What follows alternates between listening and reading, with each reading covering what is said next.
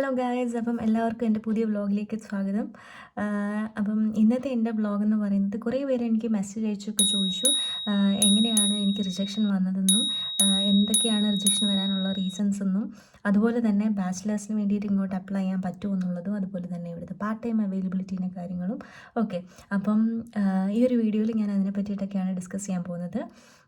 അപ്പം ഇതുവരെ എൻ്റെ യൂട്യൂബ് ചാനൽ സബ്സ്ക്രൈബ് ചെയ്തിട്ടില്ല എന്നുണ്ടെങ്കിൽ വേഗം പോയി സബ്സ്ക്രൈബ് ചെയ്തോളുക. അതുപോലെ തന്നെ hit the bell icon so you will get the notification when I upload new videos.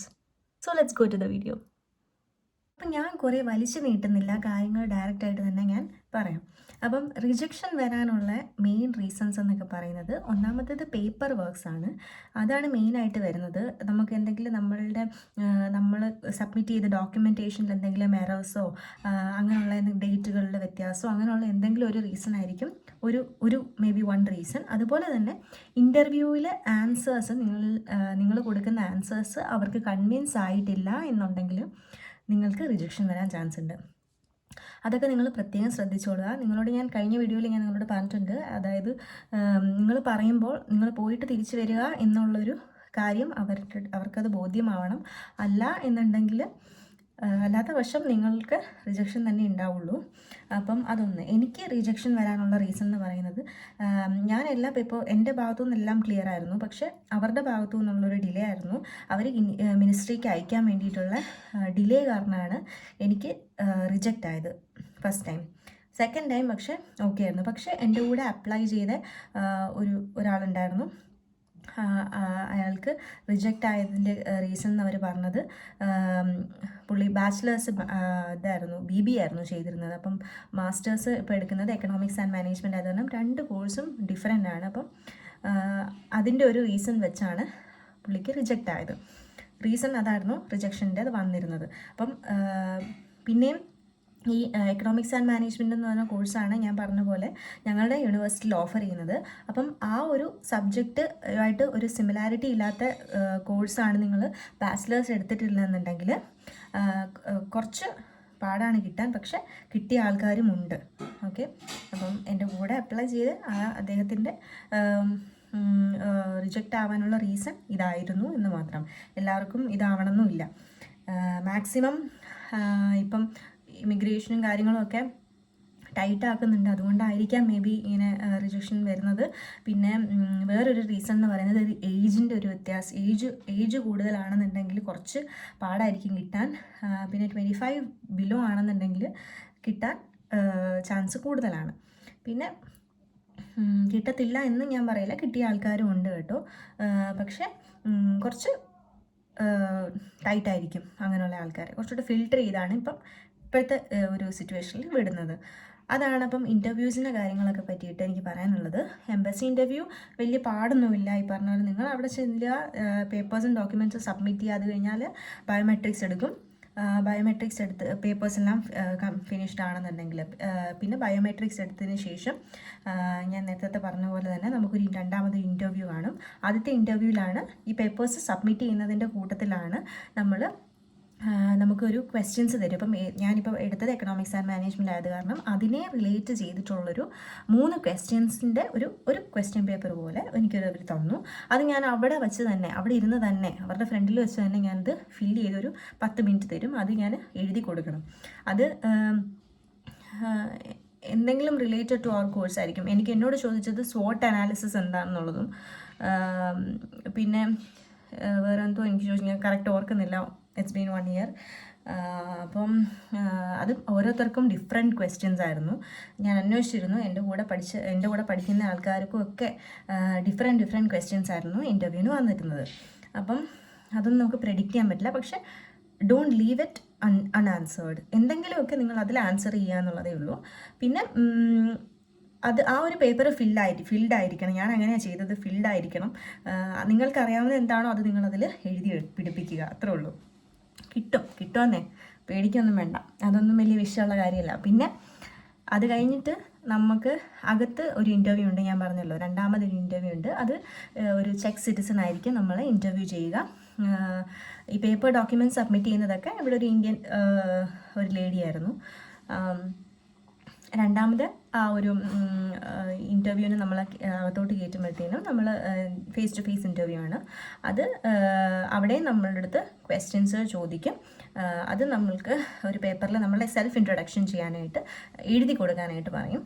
അതുപോലെ തന്നെ പോയിട്ട് തിരിച്ചു വരാനാണെന്നുള്ളതാണോ, അവിടെ ഏതെങ്കിലും പ്രൊഫസേഴ്സിനെ അറിയാവോ, അവിടെ ഏതെങ്കിലും പരിചയക്കാരുണ്ടോ, ഇതിനൊക്കെ നിങ്ങൾ നോ എന്ന് മാത്രമേ പറയാവുള്ളൂ.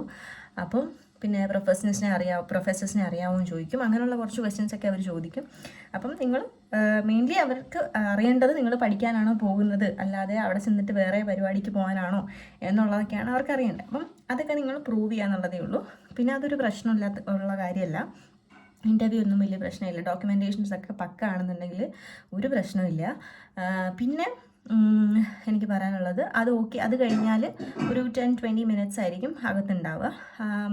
അതിനുശേഷം നിങ്ങൾ പുറത്തിറങ്ങി കഴിഞ്ഞാൽ നിങ്ങൾക്ക് ഓക്കെ ആണെന്നുണ്ടെങ്കിൽ നിങ്ങളുടെ പാസ്പോർട്ട് അവർ മേടിക്കും. പാസ്പോർട്ട് മേടിച്ചാൽ within 2-3 weeks, may be 3 to 4 weeks, may be 1 മന്തിനുള്ളിൽ നിങ്ങൾക്ക് പാസ്പോർട്ട് പോസ്റ്റൽ വഴി സ്റ്റാമ്പ് ചെയ്ത് വരും. വിസ സ്റ്റാമ്പ് ചെയ്ത് വരും. അപ്പം അങ്ങനെയാണ് ജനറലി എനിക്കുണ്ടായിരുന്നത്. അപ്പം ഇതൊക്കെയാണ് വിസ ഇൻ്റർവ്യൂ, എംബസീൻ്റെ കാര്യങ്ങളൊക്കെ. പിന്നെ എൻ്റെ അടുത്ത് ചോദിച്ച കാര്യം എന്ന് പറയുന്നത് ബാച്ചിലേഴ്സിന് അഡ്മിഷൻസ് എങ്ങനെയാണെന്നുള്ളതാണ്. എൻ്റെ യൂണിവേഴ്സിറ്റിയിൽ, അതായത് സിലേഷ്യൻ യൂണിവേഴ്സിറ്റിയിൽ ബാച്ചിലേഴ്സിന് ഇപ്പം കറൻ്റ്ലി ഒരു ഇന്ത്യൻ സ്റ്റുഡൻറ്റ് മാത്രമാണ് പഠിക്കുന്നത്.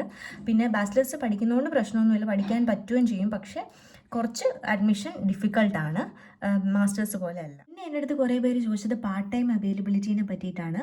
ഇപ്പം ഞാൻ നിൽക്കുന്ന സ്ഥലം എന്ന് പറയുന്നത് കർവീന എന്ന് പറഞ്ഞൊരു സിറ്റിയിലാണ്. അതായത് പോളണ്ടിൻ്റെയും ചെക്കിൻ്റെയും ബോർഡറിലാണ് ഈ ഒരു പ്ലേസ് വരുന്നത്. അപ്പം ഇവിടെ ജോലി വളരെ ലിമിറ്റഡ് ആണ്. അതായത് ഇപ്പം എൻ്റെ കൂടെ പഠിക്കുന്ന ആൾക്കാരൊക്കെ വർക്ക് ചെയ്യുന്നത് കെബാബ് ഹൗസിലും അതുപോലെ തന്നെ വോൾട്ട് ഓടുന്നുണ്ട്. വോൾട്ട് എന്നൊക്കെ പറഞ്ഞിട്ടുള്ള ഫുഡ് ഡെലിവറി ആപ്പ് സർവീസ് ഉണ്ട്. അതുപോലെ തന്നെ ഈ ടാക്സി സർവീസ് ഉണ്ട്. അതാണ് ഈ വോൾട്ട് എന്നൊക്കെ പറയുന്നത്. അത് ഓടുന്ന ആൾക്കാരുണ്ട്. അതിന് നമുക്ക് ഇൻ്റർനാഷണൽ ലൈസൻസ് വേണം. അതുപോലെ തന്നെ യൂറോപ്യൻ ട്രാഫിക് റൂൾസും കാര്യങ്ങളൊക്കെ നിങ്ങൾക്ക് തറവായിരിക്കണം. പിന്നെ അതും ഈ കർവീന എന്നുള്ളൊരു സ്ഥലത്ത്, പർട്ടിക്കുലർ ആയിട്ടുള്ള ഒരു സ്ഥലത്ത് നിങ്ങൾ ഉദ്ദേശിക്കുന്ന ഒരു ഏർണിങ് കിട്ടാൻ വളരെ ബുദ്ധിമുട്ടാണ്. എന്നാലും കിട്ടുന്ന ആൾക്കാരുണ്ട്. എങ്കിൽ പോലും കുറച്ചും കൂടി ഒസ്ട്രാവ എന്ന് പറഞ്ഞൊരു റീജിയൻ ഉണ്ട്. അത് ഇവിടുന്ന് മാറി ഒരു 15 to 16 hours ട്രെയിനിൽ ട്രാവൽ ചെയ്താലാണ് അവിടെ ഒസ്ട്രാവ റീച്ച് ചെയ്യുക. അവിടെയാണ് കുറച്ചും കൂടി അവൈലബിലിറ്റി കൂടുതലുണ്ടാവുക, അതായത് ജോലിയും കാര്യങ്ങളൊക്കെ. ഈ പറഞ്ഞ പോലെ വെയർ ഹൗസും കാര്യങ്ങളൊക്കെ ഉണ്ട്. ദൂക്കാൻ എന്ന് പറഞ്ഞൊരു വെയർ ഹൗസ് ഉണ്ട്. ഇപ്പം കറൻ്റ്ലി ആൾക്കാർ വർക്ക് ചെയ്യുന്നത് ദൂക്കാൻ എന്ന് പറഞ്ഞൊരു വെയർ ഹൗസ്, പിന്നെ അതുപോലെ തന്നെ റോളിക്ക്, പിന്നെ സ്പോർട്സിമോ എന്നൊക്കെ പറഞ്ഞിട്ടുള്ള വെയർ ഹൗസ് ഉണ്ട്. അവിടെയൊക്കെ നല്ല പണിയാണ്, നല്ല പണി എടുപ്പിക്കും. അതുപോലെ തന്നെ തുച്ഛമായ ശമ്പളമാണ് കിട്ടുന്നത് ആസ് കമ്പയർഡ്. നിങ്ങൾ അത്രയും പണിയെടുത്ത് ഇപ്പം ജർമ്മനിയിലോ അതല്ലാതെ പ്രാഗിലോ അങ്ങനെയുള്ള സ്ഥലങ്ങളിലൊക്കെ പോയി കഴിഞ്ഞാൽ ഇതേ പണി നിങ്ങൾ എടുത്തു കഴിഞ്ഞാൽ അതിൻ്റെ ഇരട്ടി പൈസ നിങ്ങൾക്ക് അവിടെ ഉണ്ടാക്കാൻ പറ്റും. പക്ഷേ അതുപോലെ തന്നെ ജീവിത ചിലവും കൂടുതലാണ്. എങ്കിൽ പോലും കമ്പാരിറ്റീവ്ലി അവിടെയൊക്കെ നിങ്ങൾക്ക് കുറച്ചും കൂടെ ഏർണിങ്സ് കിട്ടും, സേവിങ്സും കാര്യങ്ങളൊക്കെ ഉണ്ടാകാനായിട്ട് സാധിക്കും. എന്നും പറഞ്ഞ് ഇവിടെ സേവിങ്സ് ഉണ്ടാക്കാൻ പറ്റില്ല എന്നല്ല, എങ്കിൽ പോലും ഞാൻ പറയുകയാണ്. അപ്പം നിലവിലുള്ള ആൾക്കാരൊക്കെ വർക്ക് ചെയ്യുന്ന സ്ഥലങ്ങളാണ് ഇതൊക്കെ. പിന്നെ KFCയിൽ വർക്ക് ചെയ്യുന്ന ആൾക്കാരുണ്ട്, മെക്ഡൊണാൾഡ്സിൽ വർക്ക് ചെയ്യുന്ന ആൾക്കാരുണ്ട്. അതും വളരെ ചുരുക്കമാണ്. റെഫറൽ വഴിയൊക്കെയാണ് നമ്മൾ അങ്ങനെയൊക്കെ കയറുക. ഈവൻ മോസ്റ്റ് ഓഫ് ദ ജോബിലും നമുക്ക് റെഫറൽസിൽ കൂടെ കയറുന്നതാണ് കുറച്ചും കൂടി കിട്ടാൻ സാധ്യത കൂടുതൽ. അല്ലാതെ ഓൺലൈനിൽ അപ്ലൈ ചെയ്താലൊക്കെ വളരെ ചുരുക്കമായിട്ടേ കിട്ടത്തുള്ളൂ.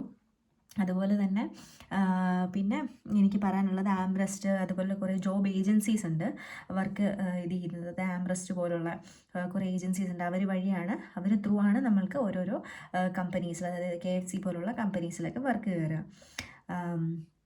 പിന്നെ എനിക്ക് പറയാനുള്ളതെന്ന് വെച്ചാൽ ബെറ്റർ നിങ്ങൾക്ക് കുറേ ഏൺ ചെയ്യണം, ഒരുപാട് സേവ് ചെയ്യണം, അങ്ങനെയൊക്കെ ഒരു മൈൻഡ് സെറ്റ് ആണെന്നുണ്ടെങ്കിൽ better you go for another cities like Prague or ബെർണോ.